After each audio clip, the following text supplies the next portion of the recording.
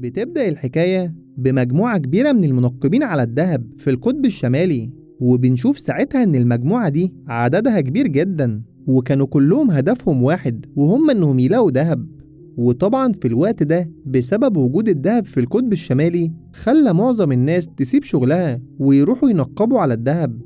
وطبعا كل واحد وحظه، ممكن يلاقي دهب على طول وممكن يفضل عمره كله يدور وبرضه ما يلاقيش حاجة. وساعتها بقى المنقبين دول كانوا بيحتاجوا كلاب قوية عشان تساعدهم وعشان برضه تشد لهم الزلاجة في الجليد. والمنقبين وقتها بقى كانوا بيدوروا على الكلاب القوية اللي هتقدر تساعدهم وتقدر تتحمل طقس القطب الشمالي. ومن بعدها بقى بتعدي سنين كتير، وبنشوف في وقتنا الحالي كلب اسمه بك، وده كان كلب قاضي المدينة اللي اسمه ميلر، وكان عايش في مدينة سانتا كلارا في أمريكا. والغريب بقى إن الكلب بك كان بيلعب في المدينة كلها وبيرخم على كل الناس، وطبعا محدش كان عارف يكلمه لأنه كلب قاضي المدينة، واللي هيفكر يعمل له حاجة القاضي مش هيسيبه. ووقت لما بك كان بيلعب مع ساعي البريد، في شخص غريب اسمه جيمس شاف الكلب بك، وجيمس كان مبهور جدا بالكلب وبحجمه. وساعتها بقى جيمس كان ماسك جورنال مطلوب فيه كلاب ضخمة بأسعار غالية. وطبعا لما جيمس شاف بك قرر انه يصطاده ويروح يبيعه بسعر غالي لأصحاب الإعلان. ومن وقتها بقى جيمس بدأ يراقب بك لحد ما عرف كل تحركاته وكمان عرف مكان بيته.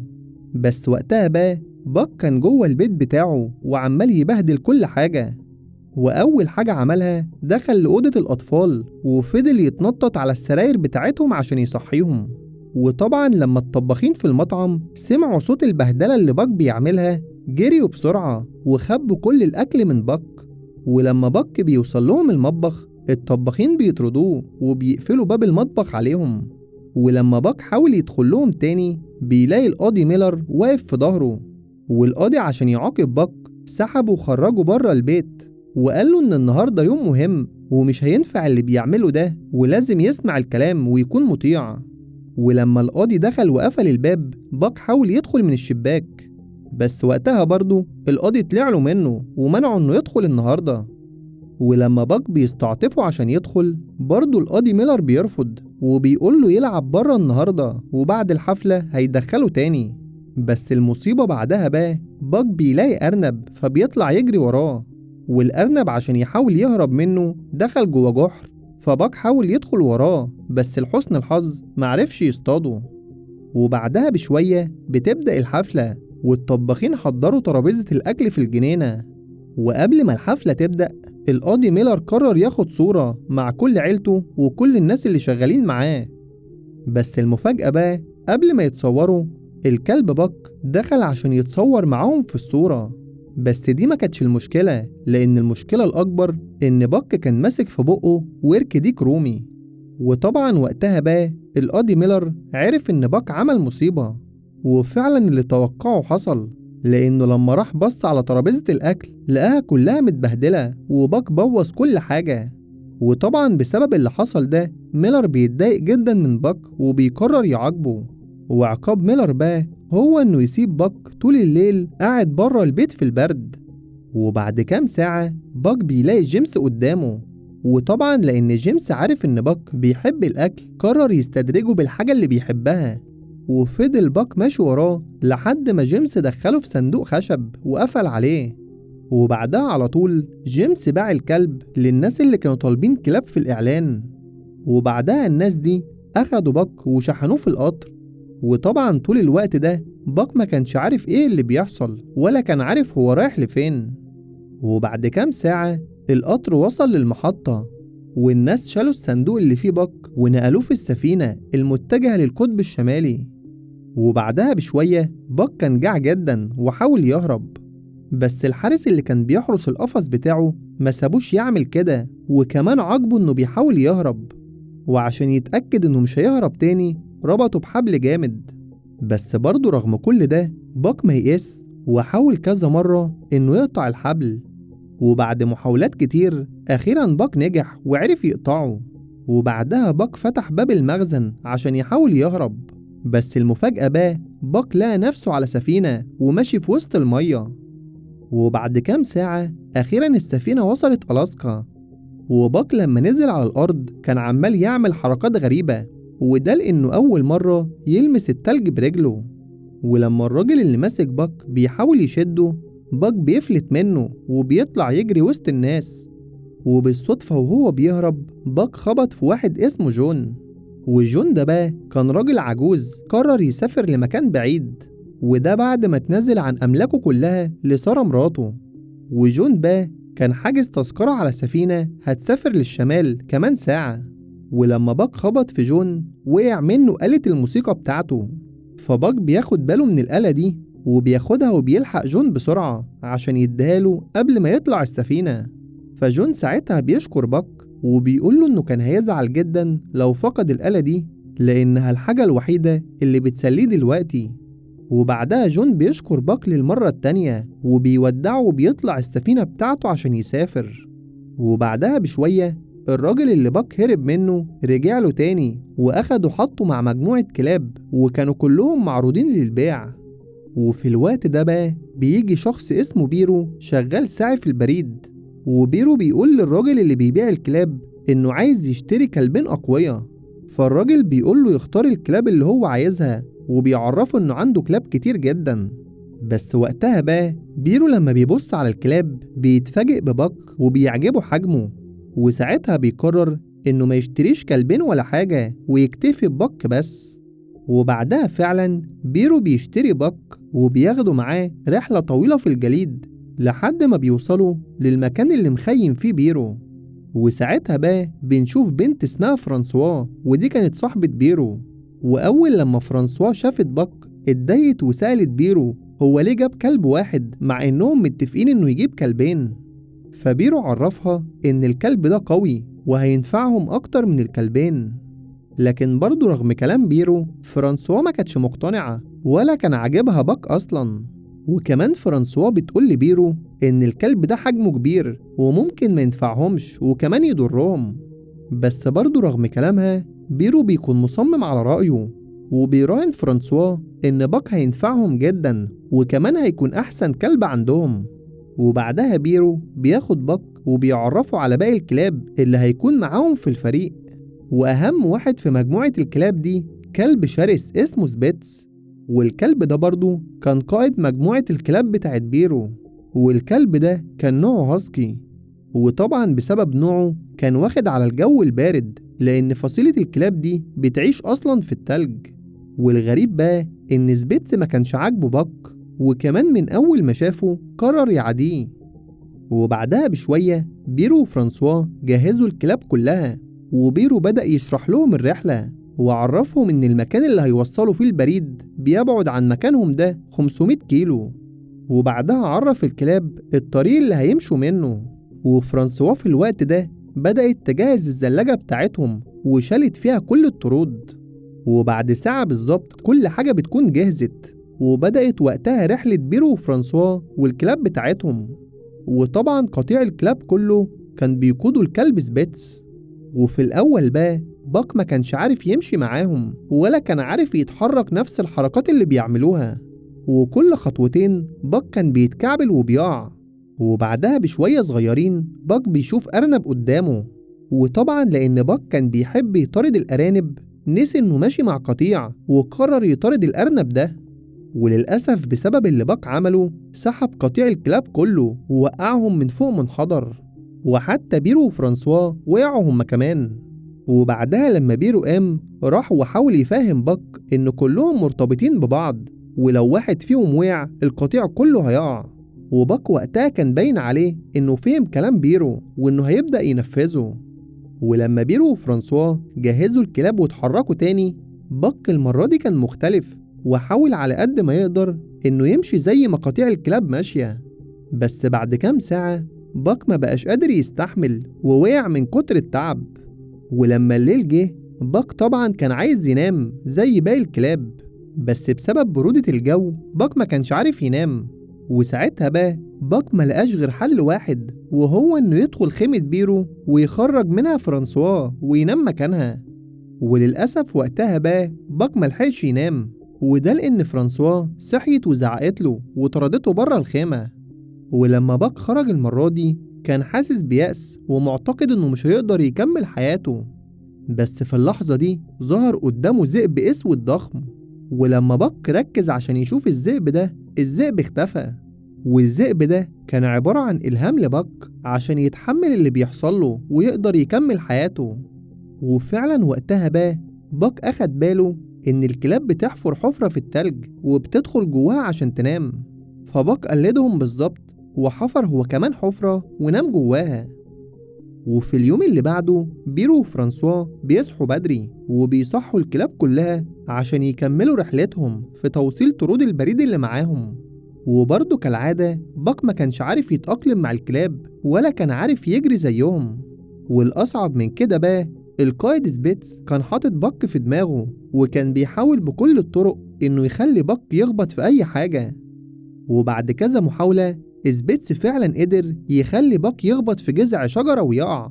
بس رغم اللي حصل لباك برضه بيقوم تاني وبيكمل جري مع باقي الكلاب. وساعتها بيرو بيوصل لأول مكان وكان اسم شرطة وسلموا البريد بتاعه. وفي نفس الطريق برضه سلموا الطرد التاني، والطرد ده بيكون لقبطان سفينة متجمدة وسط الجليد. وقبطان السفينة ده كان مستني فصل الربيع عشان التلج يسيح ويرجع يتحرك بسفينته تاني. وبعد رحلة طويلة جدا الليل جه، ولأن الكلاب اشتغلت كويس جدا النهاردة بيرو قرر يكافئهم وادى كل واحد فيهم سمكة. وساعتها كل واحد فيهم بيبدأ ياكل السمكة بتاعته. بس القائد سبيتس ما استكفاش بالسمكة بتاعته وراح لكلب ضعيف من القطيع بتاعه وأخد منه السمكة بتاعته. وطبعا الموقف اللي حصل ده ضايق باك جدا. والمفاجأة وقتها باك لأول مرة في حياته بيتخلى عن الأكل بتاعه وأخد السمكة وراح اداها للكلب اللي سبيتس أخد السمكة بتاعته. وطبعا الكلاب كلها كانوا مستغربين من موقف باك، وده لأن اللي هو عمله ده مفيش كلب يقدر يعمله لأن كلهم جعانين. وطبعا بسبب اللي باك عمله ده زود كره سبيتس ليه أكتر وقرر إنه لازم في يوم من الأيام ينتقم منه. وفي اليوم اللي بعده رجعوا يكملوا رحلتهم تاني. وبعد كام ساعة من الرحلة بيرو وفرانسوا وقفوا شوية عشان يريحوا ويخلوا الكلاب تشرب. بس ساعتها المكان الوحيد اللي كان طالع منه مية سبيتس كان بيشرب منه. ولما أي كلب تاني كان بيحاول يقرب عشان يشرب سبيتس كان بيتعصب وما بيخليش حد يشرب. وطبعا اللي عمله سبيتس ده ما كانش عاجب باك، وعشان يحاول يحل الموقف راح لمكان تاني وضرب برجليه على الجليد عشان يكسر مكان صغير ويخلي الكلاب تشرب منه. ولما عمل كده فعلا الكلاب كلها راحت عشان تشرب وشكروا باك على اهتمامه بيهم. بس سبيتس ما كانش عاجبه اللي بيحصل وكان عمال يبص لباك وكأنه بيهدده. بس باك ما هموش كل اللي سبيتس بيعمله، وكان كل اللي فارق معاه إنه يساعد قطيع الكلاب. وبعدها بيرجعوا يكملوا رحلتهم تاني. بس المرة دي باك بيكون عنده ثقة وبدأ يجري وسط القطيع بقوة وكان عارف يتحكم في كل تحركاته. وخلال الرحلة باك مهاراته كانت بتتطور وكان باين عليه إنه فعلا انتمى للقطيع خلاص. وفي يوم من الأيام بيرو وفرانسوا وصلوا عند نهر جليدي متجمد، ففرانسوا قالت لبيرو إنه يقف هو وقطيع الكلاب وهي هتعدي الأول بالعصاية بتاعتها، ولما تتأكد إن الأرض قوية هتقول لهم يعدوا وراها. وفعلا ساعتها فرانسوا كانت بتمشي بحذر وكانت بتنده على بيرو عشان يمشي وراها بالزلاجة في نفس الطريق اللي هي أمنته. وباك وباقي الكلاب كانوا واقفين على الجنب التاني ومستنين أوامر بيرو عشان يعدوا وراهم. ولما باك حس بالخطر عليهم قرر يتقدم عشان يساعد بيرو وفرانسوا. بس ساعتها بيرو رفض وقال لباك يفضل مكانه وما يتحركش، وده لأن حجمه كبير ولو حاول يساعدهم ممكن يبوظ كل حاجة. وطبعا باك بيقف مكانه وبيسمع أوامر بيرو وبينفذها. بس في اللحظة دي الجليد اللي تحت رجلين فرانسوا بيتشقق وفرانسوا بتقع في النهر. وعشان فرانسوا تحاول تنقذ نفسها حطت العصاية بتاعتها بالعرض عشان تحاول تمسك فيها وما تتسحبش في تيار النهر. بس رغم كده برضو فرانسوا ما قدرتش تستحمل وتيار النهر سحبها. وطبعا وقتها فرانسوا كانت عمالة تتسحب ومهما حاولت تكسر الجليد ما كانتش بتقدر. والغريب بقى إن في اللحظة دي باك من غير تفكير نزل في نفس المكان اللي وقعت فيه فرانسوا، وفضل يعوم تحت المية لحد ما فعلا وصل لها. وباك شال فرانسوا على ظهره وحاول يطلع بيها للسطح، بس للأسف بقى السطح كان كله جليد وباك ما كانش عارف يكسره.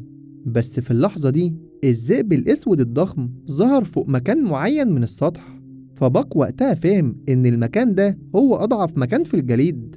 ولما باك طلع وحاول يكسره اتكسر معاه فعلا بكل سهولة. وكده أخيرا باك وفرانسوا طلعوا على السطح، وبيرو طبعا أول لما شافهم جري بسرعة عليهم عشان يساعدهم.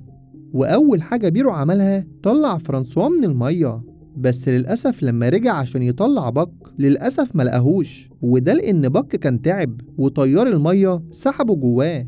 وساعتها بقى بيرو وفرانسوا فقدوا الأمل إن باك يطلع تاني. وبيرو كمان وقتها كان عمال يعيط وزعلان جدا إنه فقد باك. بس المفاجأة وقتها بقى باك بيجي من ورا بيرو، وكان ماسك في بقه العصاية بتاعت فرانسوا. فبيرو أول لما شافه ما كانش مصدق نفسه، وحضن باك وهو فرحان جدا لأنه لسه عايش. ومن بعدها بقى فرانسوا بتحس إنها مدينة لباك بحياتها، وبتبدأ من وقتها تحبه بعد ما كانت متجاهلاه ومش مقتنعة بيه. وطبعا كل اللي بيحصل ده سبيتس كان شايفه من بعيد، وكان متغاظ جدا لأن بيرو وفرانسوا بدأوا يحبوا باك أكتر منه. ولما الليل جه باك وفرانسوا اختاروا مكان عشان يباتوا فيه، وولعوا نار وقعدوا حواليها عشان يتدفوا كلهم. بس بعدها بشوية صغيرين باك بيلاقي أرنب فبيطلع يجري وراه كالعادة. ولما باقي الكلاب بيشوفوا باك وهو بيجري ورا الأرنب بيتحمسوا جدا، وبيطلعوا هما كمان يجروا عشان يطاردوه ويلعبوا مع باك. وبعد مطاردة كبيرة باك أخيرا قدر يصطاد الأرنب، بس ما بيرضاش يعمل له حاجة وقرر يسيبه يمشي. ودي بقى كانت المرة التانية اللي باك قدر يقاوم فيها غريزته للأكل. بس المفاجأة بقى للأسف الأرنب ما بيقدرش يهرب، وده لأن سبيتس هجم عليه قدام قطيع الكلاب كله.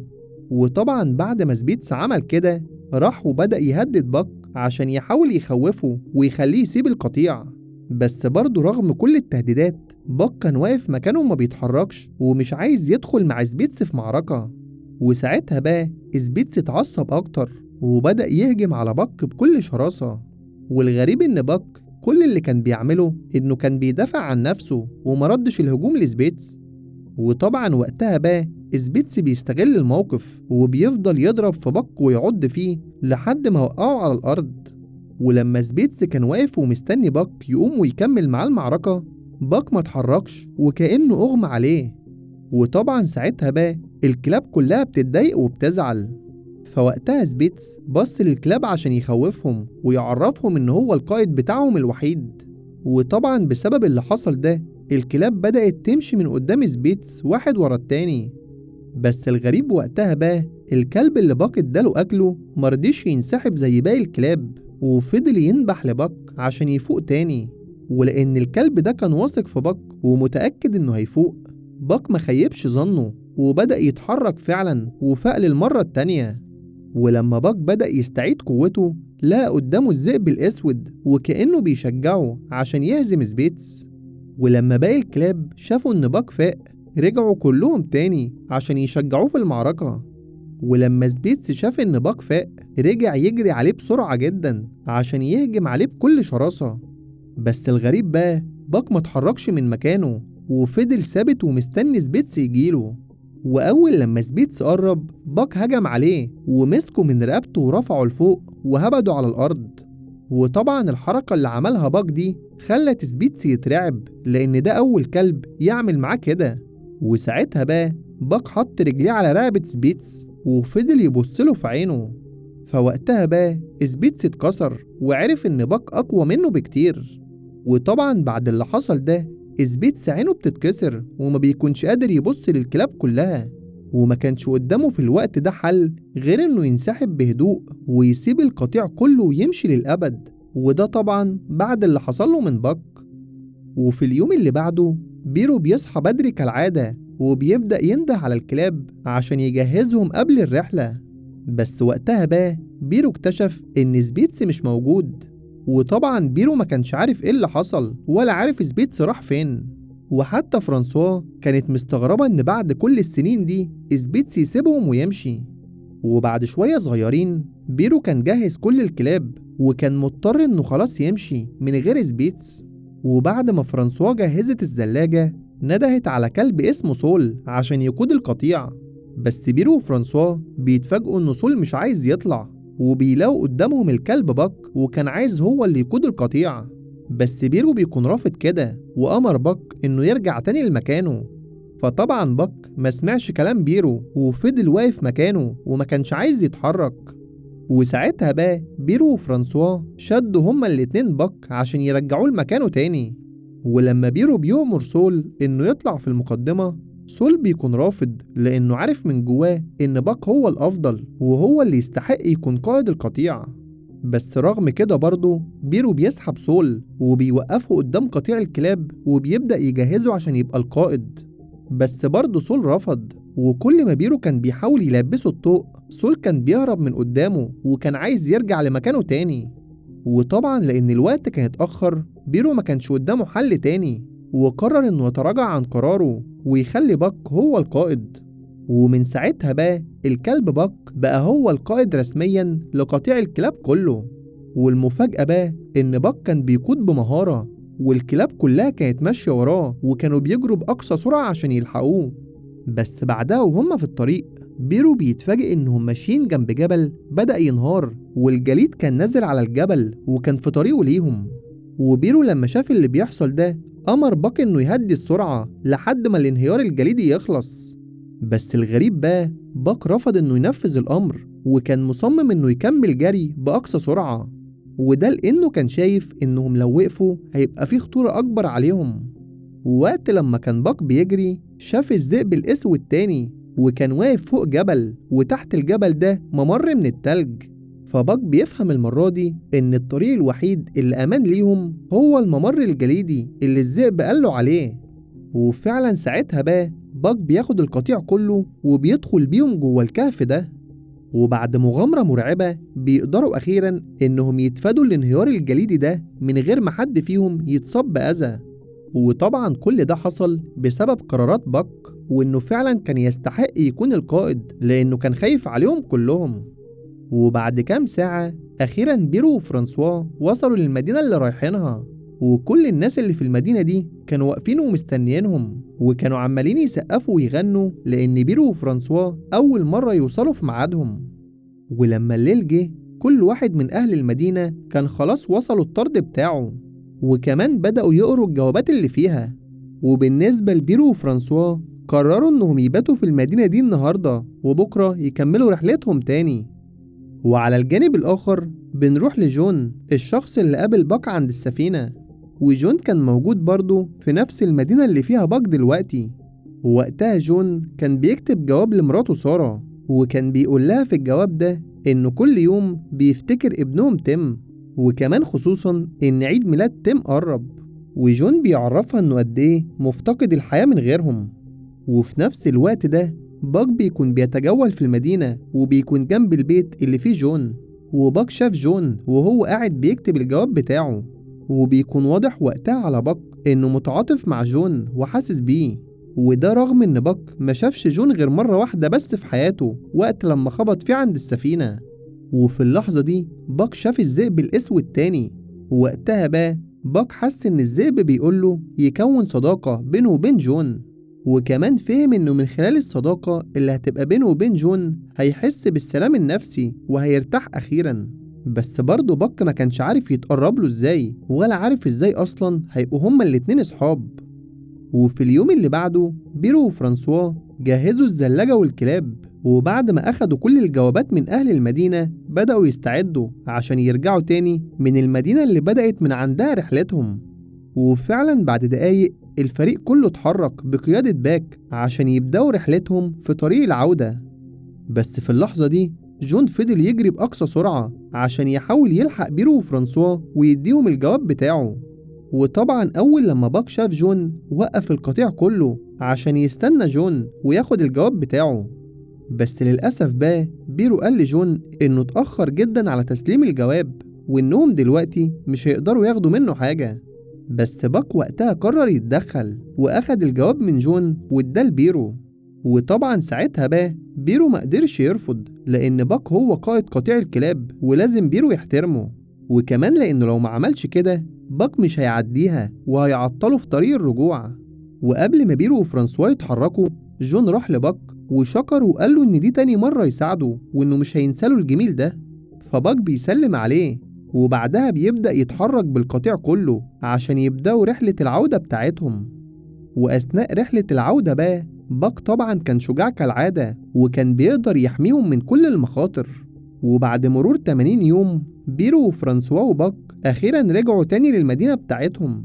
وطبعا أهل المدينة كلهم كانوا بيستقبلوهم بفرحة، وكانوا بيقولوا إن الرحلة المرة دي فعلا معجزة، لأن الوقت اللي بيرو وفرانسوا رجعوا فيه قصير جدا مقارنة بكل الرحلات اللي فاتت. بس بعدها بشوية للأسف موظفة البريد بتدي بيرو رسالة جاية شخصيا. والمفاجأة بقى الرسالة دي بتكون من مدير البريد شخصيا، والمدير كان بيبلغه هو وفرانسوا إن الرحلة اللي عملوها دي كانت آخر رحلة ليهم، وكمان بيأمرهم إنهم يبيعوا كل الكلاب اللي معاهم أو يدوهم لأي حد. وطبعا بعد الخبر ده بيرو وفرانسوا زعلوا جدا، واللي كان مزعلهم أكتر إنهم هيفتقدوا قطيع الكلاب اللي اشتغلوا معاهم سنين كتير. وبالذات بقى كانوا زعلانين أكتر على باك، وده لأنهم اتعلقوا بيه وحبوه جدا. وللأسف بعدها بقى بيرو وفرانسوا ما كانش قدامهم حل تاني، وفعلا ادوا الكلاب كلهم لتاجر كلاب كبير في المدينة. وطبعا الكلاب هما كمان كانوا زعلانين جدا على فراق بيرو وفرانسوا. وبعد كام يوم الكلاب اتباعت لتاجر تاني، وفضلوا يتنقلوا من مدينة لمدينة لحد ما وصلوا عند تاجر كلاب تاني في المدينة اللي عايش فيها جون. وبعد كام يوم من وجودهم في المدينة دي جه واحد اسمه هال وقرر يشتري الكلاب كلها. وهال ده كان معاه صاحبه تشارلي ومراته ميرا.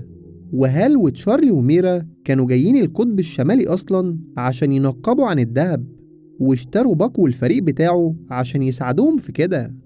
وبعدها بقى هال جهز قطيع الكلاب كله وجهز الزلاجة وأمر الكلاب إنها تتحرك.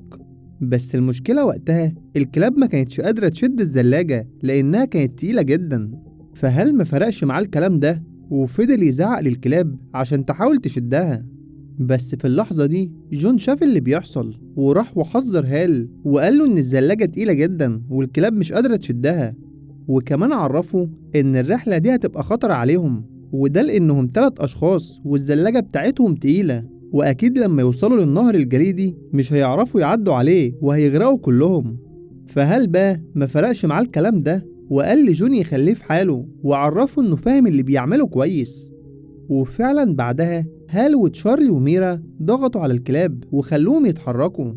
وأثناء ما هم في الطريق الكلاب كانت بتعاني جدا وبتتحرك بصعوبة، بس برضه رغم كل ده هال ما كانش فارق معاه وكان عايز الكلاب تكمل بأي شكل.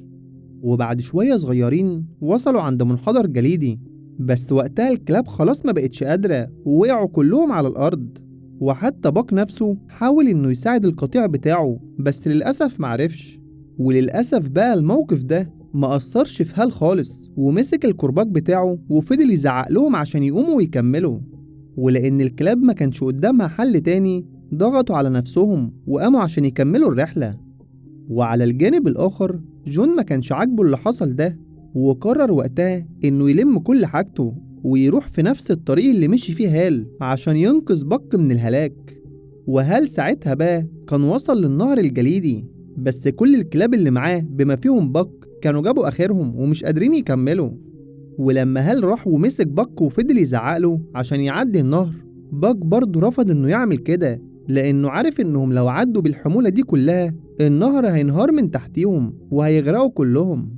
بس للأسف وقتها بقى هال كان عصبي جدا وطلع مسدسه وهدد باك وقال له لو ما اتحركش دلوقتي هيضربه بالنار. بس لحسن الحظ على آخر لحظة جون ظهر وكان ماسك في إيده بندقية، وجون قال لهال إنه هيضربه فعلا لو فكر بس يضرب باك بالرصاص. ولما هال سأل جون هو ليه بيعمل كده وليه جه وراهم المسافة دي كلها، جون فهمه إن الرحلة دي آخرتها الموت، وإنه جه لحد هنا عشان ينقذ بك منه. بس برضه هال ما بيصدقش الكلام ده ولا بيقتنع بيه. وكمان وقتها هال مسك المسدس بتاعه وهدد جون وقال له ما يقربش من الكلاب. بس كلام جون بقى أثر في ميرا وتشارلي، وقالوا لهال إن ممكن يكون كلامه صح، ونصحوه إنه يلغي الرحلة كلها. لكن هال برضه ما سمعش لحد، وكان مصمم إنه يكمل رحلته في التنقيب عن الدهب.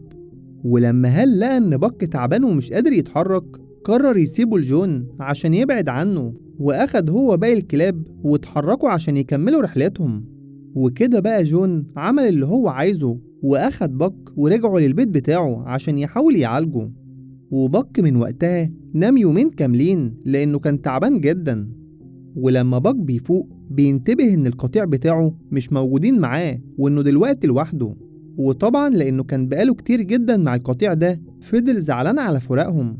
فجون راح وعرف بك إنه دلوقتي لوحده، وكمان قال له إن للأسف القطيع بتاعه احتمال ما يكونوش عايشين دلوقتي.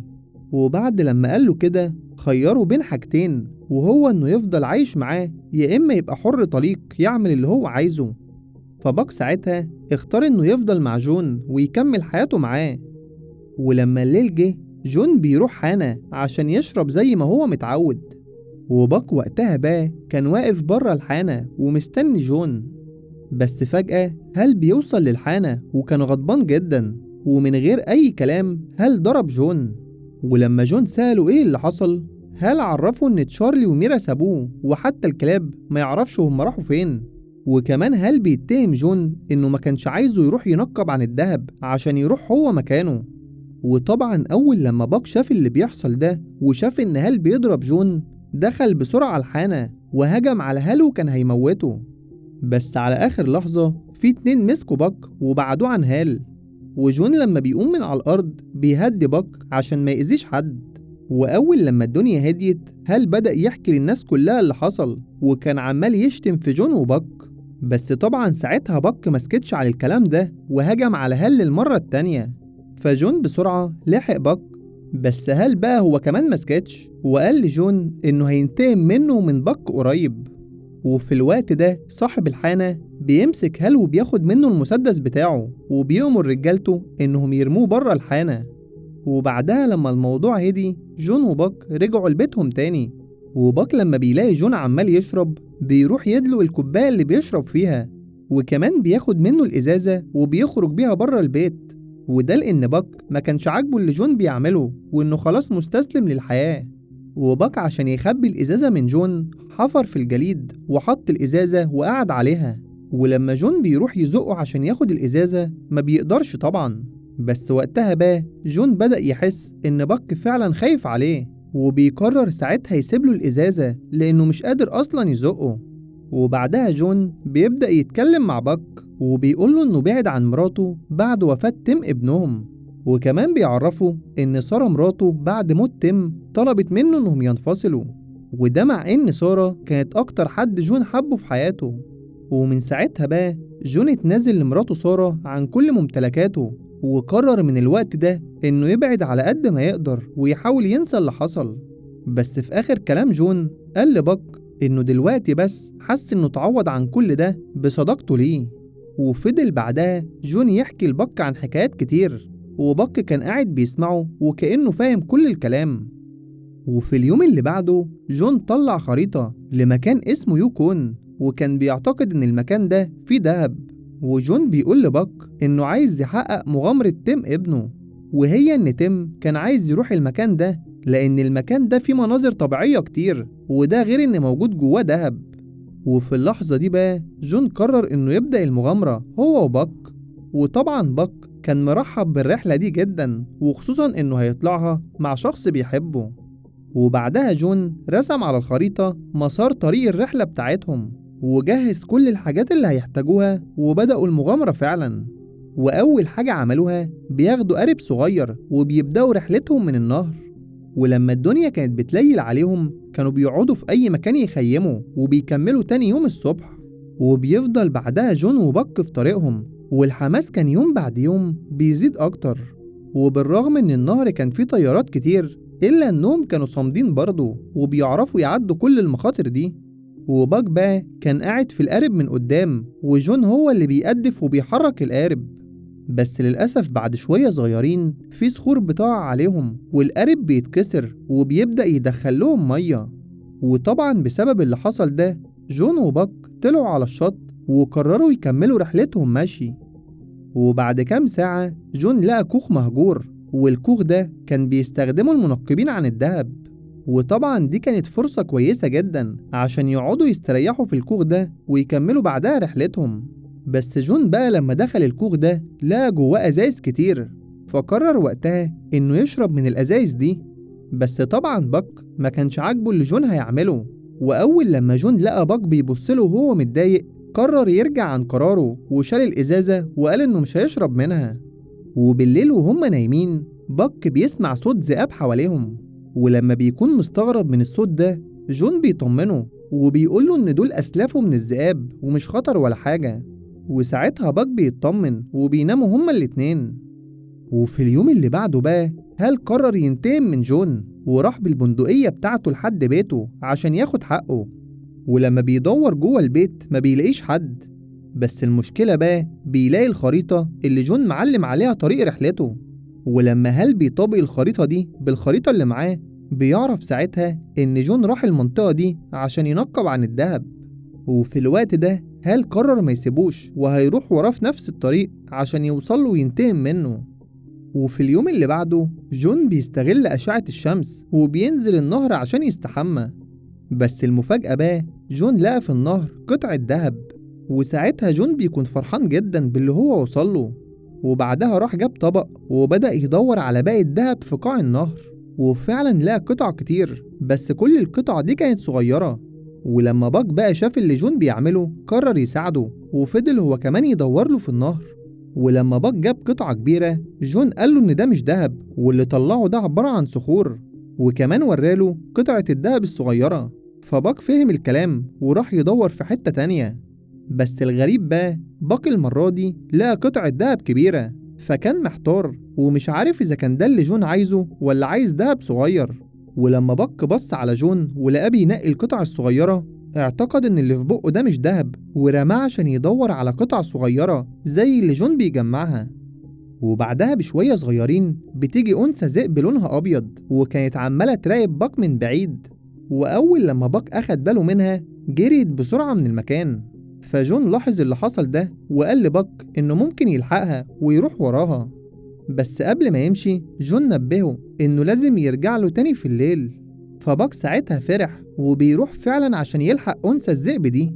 بس لما دخل جوه الغابة لقى قدامه دب ضخم، فباك بيقلق من الدب ده، والدب هو كمان ما بيكونش عايز باك يعدي.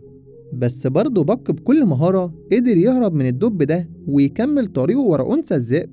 ولما باك أخيرا بيقرب لها بيبدأ هو وهي يستكشفوا بعض عن طريق حاسة الشم. وساعتها بقى أنثى الذئب بتعرف إن ده مش ذئب زيها، بس لما باك بيحاول يقرب ناحيتها إيده أنثى الذئب بتضربه وكمان بتجري وتسيبه. وطبعا بعد اللي حصل ده باك قرر ما يجريش وراها تاني ويرجع لجون عشان يقعد معاه. وفي اليوم اللي بعده باك كان قاعد في مكان عالي ولاحظ وقتها إن أنثى الذئب والقطيع بتاعها متجمعين عشان يصطادوا خنزير بري. وباك طبعا ما بيتدخلش وبيكتفي بس إنه يقعد يتفرج عليهم. ولما الذئاب قربوا من الخنزير وكانوا خلاص هيهجموا عليه وقتها الخنزير أخد باله وعدى بسرعة من فوق النهر. فوقتها في ذئب منهم حاول يعدي عشان يوصله، بس للأسف بقى رجليه بتتزحلق من فوق الصخور والذئب بيقع في النهر وبيتشد في التيار.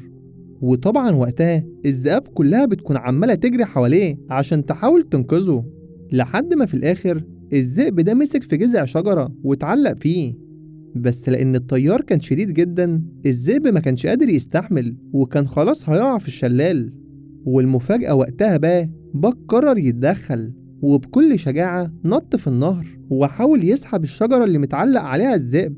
بس لما عمل كده جذع الشجرة اتكسر، فباك ما كانش قدامه حل غير انه يشيل الشجرة كلها ويطلع بيها على الشط.